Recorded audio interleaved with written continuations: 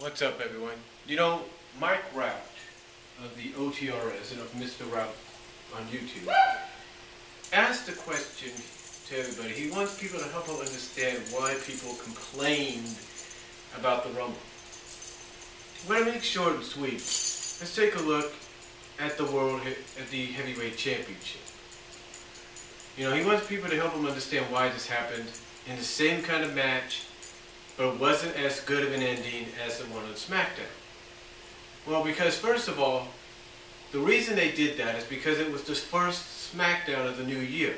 And traditionally, with any wrestling promotion, obviously, WWE most importantly, you want to kick off your secondary or your flagship shows with something major. Something that's going to get people to tune in every week. And if you could do that by establishing someone that was recently a heel as your new face, as your newest baby face, and let's do it by establishing that individual as a world heavyweight champion, then it's going to keep bringing people on back. It's going to keep bringing them on back because it'd be like, see, we crowned the world heavyweight champion in a last man standing match on the first SmackDown of the new year, and you didn't see that coming. And that's what it is. It's all about getting people to come back and watch it. As far as Team Hell No goes, them winning over the Road Scholars, which apparently now have split. The reason for that is because Team Hell No, in the eyes of WWE Creative and Vince McMahon, is still very highly regarded as a great concept and a great team. Very over with the fans and very over with the creative and the backstage people. Now, they're eventually going to probably do Daniel Bryan and King at Mania. You would hope so. Because to me, it would make sense. But I wouldn't be surprised if they did Daniel Bryan and Kane at Mania, champion versus champion, like they did with Ray and Eddie. Hey, they did it before, they can do it again.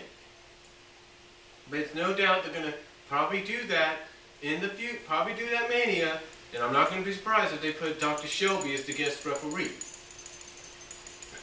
But again, it's all about the fact that Team Hell No is over with the fan base, apparently in their eyes.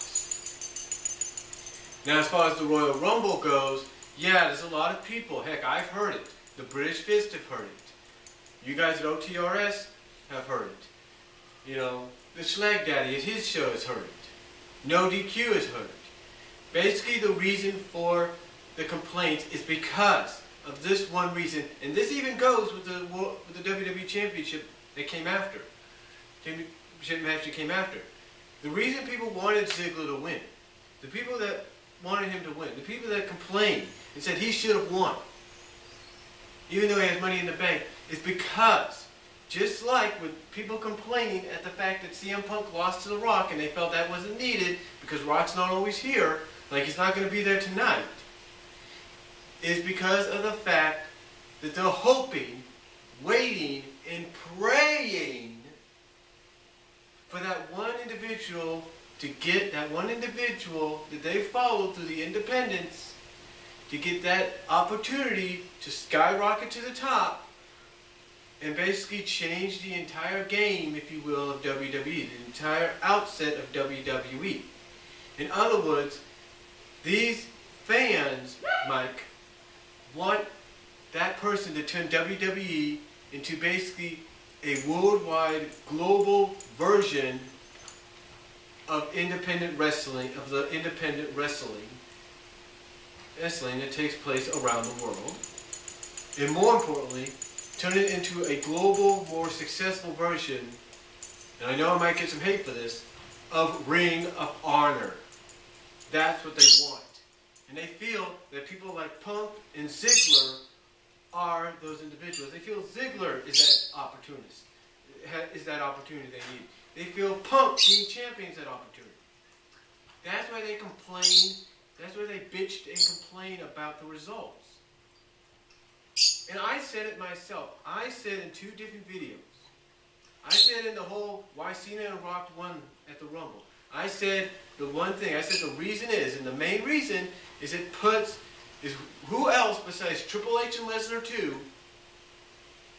who else is going to fit 90,000 asses into 90,000 seats, or over 90,000 asses into over 90,000 seats at MetLife Stadium in 2 months? Who's going to do it? What match besides Hunter, Lesnar, and possibly Taker is going to do that? Cena and Rock. Yeah, a lot of people are going to complain and say it goes against the once-in-a-lifetime deal. Maybe. But that was once-in-a-lifetime match. It wasn't a once-in-a-lifetime WWE Championship match.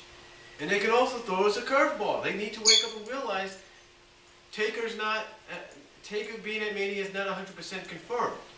So they could throw us a curveball, they could put Punk in there, and it wouldn't go against the whole once-in-a-lifetime thing.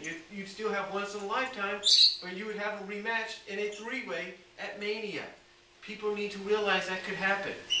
But again, it's about bringing in, like you said, Mike, eyes that have never watched WWE, that have never watched wrestling, to see people like a Ziggler, see people like a Punk, a Daniel Bryan, and say, hey, this might be better than I thought. Hey, there's probably something to this wrestling.